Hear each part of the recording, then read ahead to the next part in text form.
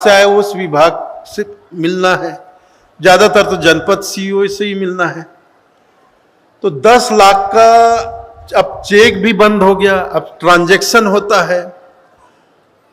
तो 10 लाख पूरा पंचायत के खाते में ट्रांजैक्शन होगा, लेकिन कब होगा? जब उस गांव का सरपंच उस पैसे का 15 से 20% नगद ले जाकर उस अधिकारी को नगद देगा। 15 से 20%। अब 10 लाख रुपए का 20% कितना हुआ? 2 लाख। 2 लाख हुआ ना? तो 2 लाख रुपया नगद लेकर जाएगा, सीईओ के हाथ में नगद पैसा देगा, तब वो 10 लाख रुपया पंचायत में ट्रांसफर करता है। मेरा पैतृक गांव है बहरमुड़ा, आप लोग जानते हैं, जिला कबीरधाम में। तो मैं यही कोई 20 साल पहले 2003-4 में, पता नहीं क्यों मेरा ऐसा एक वहां मैं रम गया था अपने गांव में। तो मैंने लगातार कम से कम 6-7 महीने मैं अपने पैतृक गांव में ही गुजारा। सारे कार्यक्रम कैंसिल कर दिए, रद्द, कहीं नहीं गया कार्यक्रम में। 2003 में दिवाली के बाद गया तो मैं सीधा होली के बाद लौटा, वहीं रहा। तो एक दिन मैं बैठा था, मैं बैठता था, मेरा पैतृक गांव है, पुरखों पंसरी हुजूर गिरिंद मुनि नाम साहब का गांव, उनके पिता का गांव। तो सारे गांव के लोग जानते हैं हम, और बिल्कुल इतना अपनापन है उस गांव के लोगों में कि जैसे मैं अब पुराना बाड़ा, पुराना घर, वहां हमारा पुराना घर बिल्कुल छप्पर का, खपरेल का, छप्पर का पुराना घर। अब हमारे काका साहब के जो लड़के हैं, उन्होंने अब पक्के कमरे भी 2, 4, 5, 10 बना लिए हैं, लेकिन पुराना जो छप्पर का है वो आज भी सुरक्षित है।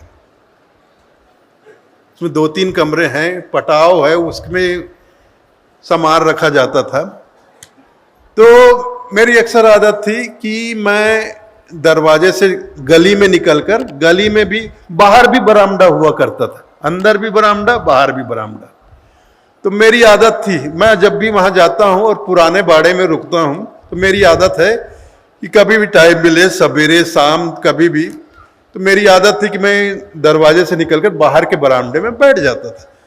तो मुझे बैठा देखते थे तो लोगों को, गांव के लोगों को पता चल जाता था बैठे हैं बाहर।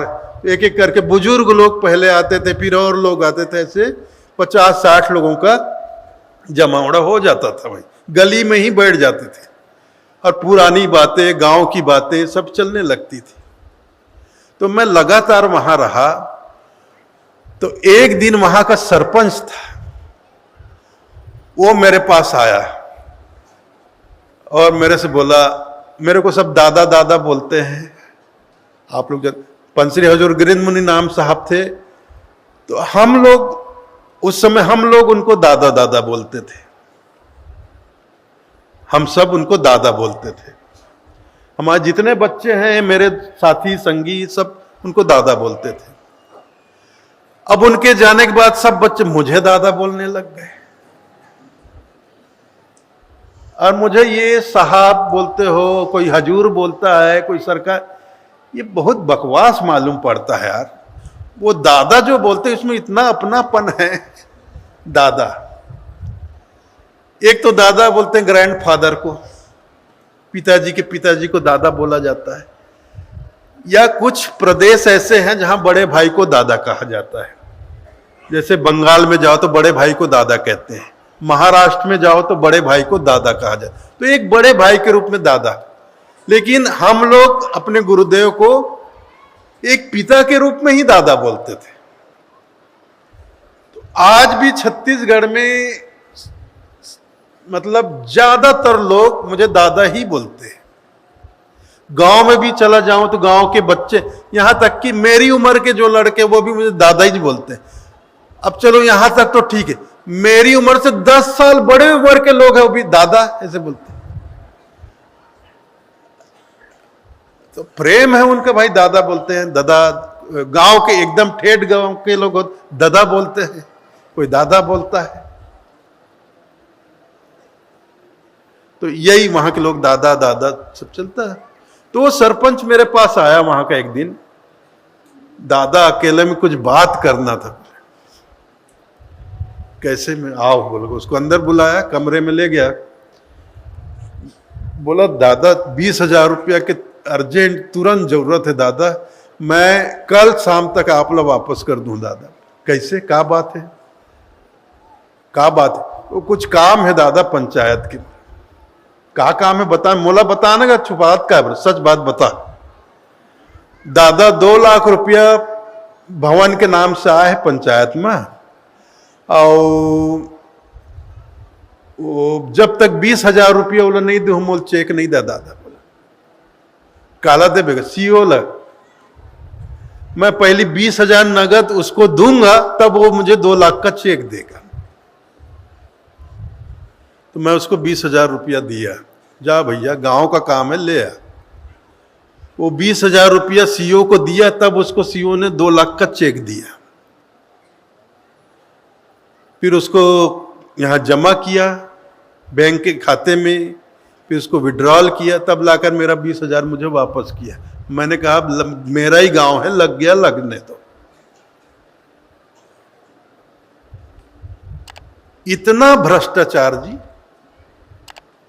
अभी क्या हुआ है मैं बताऊं, एक ठो बात अभी मैं बोल नहीं रहा हूं, और जिस दिन यहाँ के बड़े नेता छत्तीसगढ़ के मुख्यमंत्री वगैरह, गृह मंत्री, पंचायत मंत्री होते हो आएंगे, उस दिन के लिए भी उसको रोक कर रखा हूं।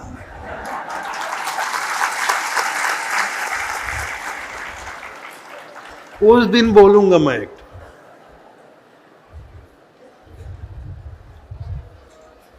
तो भ्रष्टाचार में हमारा देश बर्बाद हो रहा है भाई।